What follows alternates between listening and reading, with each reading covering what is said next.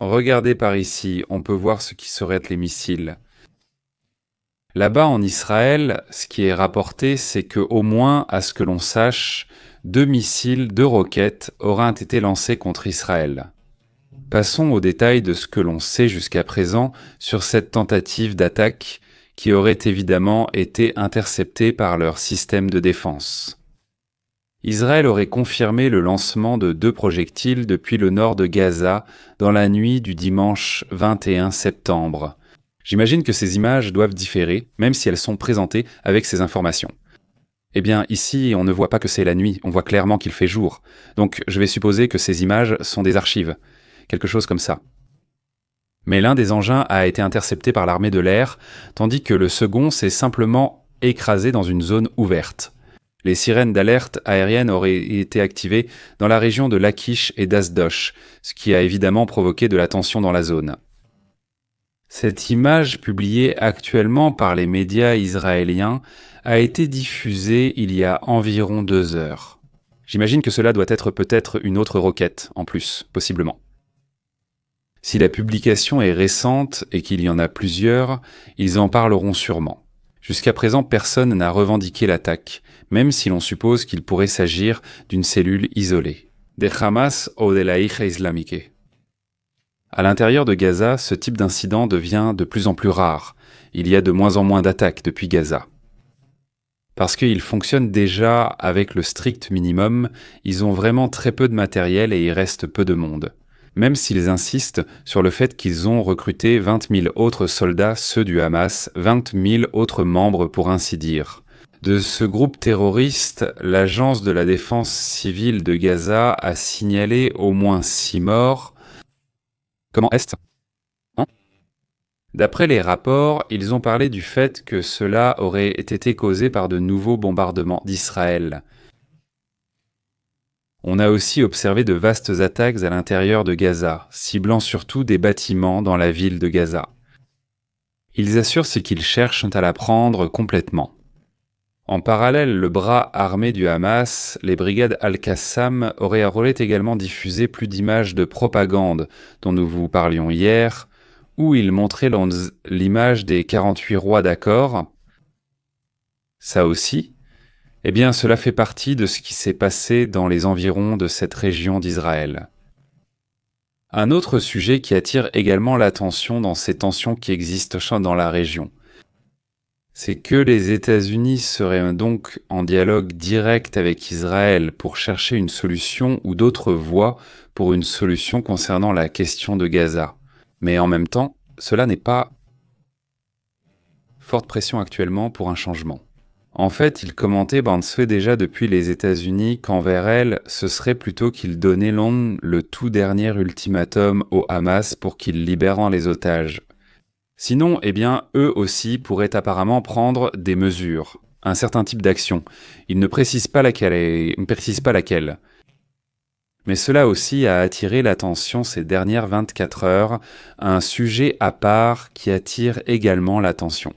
Parce que ce n'était pas clair sur ce qui va se passer avec la question de la Pologne et ce qui va se passer avec la question de, eh bien, la nervosité qu'il y a en Pologne en ce moment et au sein de l'OTAN, parce que, eh bien, la Russie se rapproche de plus en plus des pays, ce qui n'est pas très bon. Eh bien, Donald Trump a réaffirmé aujourd'hui qu'ils allaient soutenir la Pologne et les pays baltes. C'est-à-dire qu'en cas d'escalade de la part de la Russie, il dit qu'il lancerait une attaque, c'est-à-dire qu'ils interviendraient. C'est un point à part par rapport aux dernières réactions de Donald Trump à ce sujet, qui laissait entendre que les États-Unis n'interviendraient pas. Eh bien, maintenant, ils disent que oui. La déclaration intervient après tout, toute cette semaine. Des invasions d'espaces aériens en Estonie, principalement en Pologne, mais aussi en Roumanie. Moscou nie l'incursion malgré toutes les preuves, photos, radars, etc. Eh bien, il nie l'incursion. Mais même l'Estonie commence à indiquer que la prochaine fois, il pourrait en tirer. En fait, l'Estonie affirme que eux, à ce moment, voyant les 3 avions ne pas réagir aux avertissements successifs, ils ont pensé être proches du but et de tirer, comme si ensuite l'ordre était arrivé de ne pas tirer, mais l'Estonie était à 2 doigts de tirer sur des avions russes en territoire estonien. Évidemment, donc, la situation est très tendue où à tout moment ça peut dégénérer. Eh bien, un affrontement entre l'OTAN et la Russie, ce n'est pas la meilleure chose, une guerre non plus. Mais oui, au moins un affrontement pourrait avoir lieu à tout moment si cela continue ainsi. Nous en avons déjà discuté lors de la réunion d'urgence du Conseil de sécurité de l'Organisation des Nations Unies. D'ailleurs, c'est prévu pour demain, cela aura lieu demain.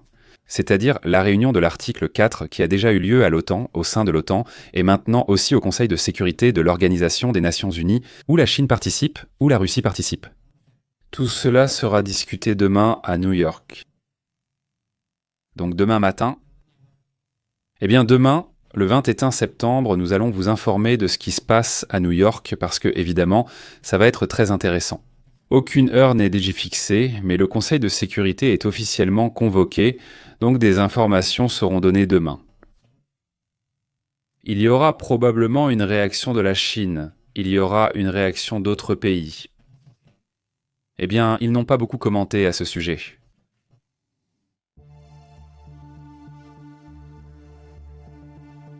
Un autre sujet qui attire également l'attention aujourd'hui, ce sont ces images qui viennent du Venezuela. Voyons cela qui a été observé, eh bien, on dit que ce sont déjà des actions désespérées, je ne sais pas, mais en tout cas, ça se voit. Comme des véhicules blindés, quelque chose comme ça. Là-bas, au Venezuela, les gens là-bas les filment, non, ils les publient sur les réseaux sociaux, parce que ça attire leur attention. J'imagine, je ne sais pas, c'est ça.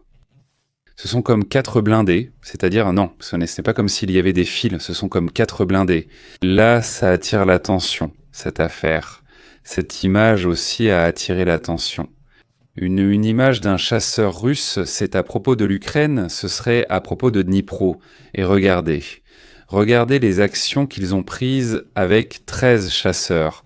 Car c'est l'Ukraine qui abat un drone, ce chasseur-là. Regardez comment ils font.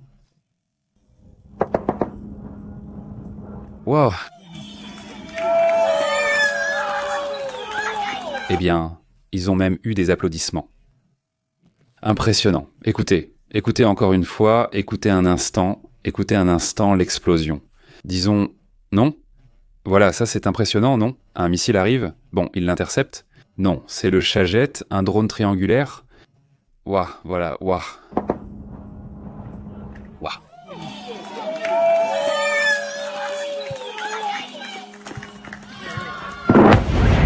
Bien, Six, écoutez.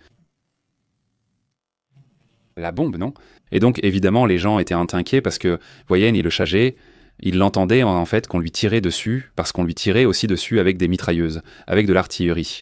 Mais soudain, un missile arrive, il le fait valser, non? Mais de cela, il y en a des centaines et des centaines chaque jour. C'est aussi un sujet vraiment terrible. Et bon, passons à d'autres sujets, d'autres thèmes également importants.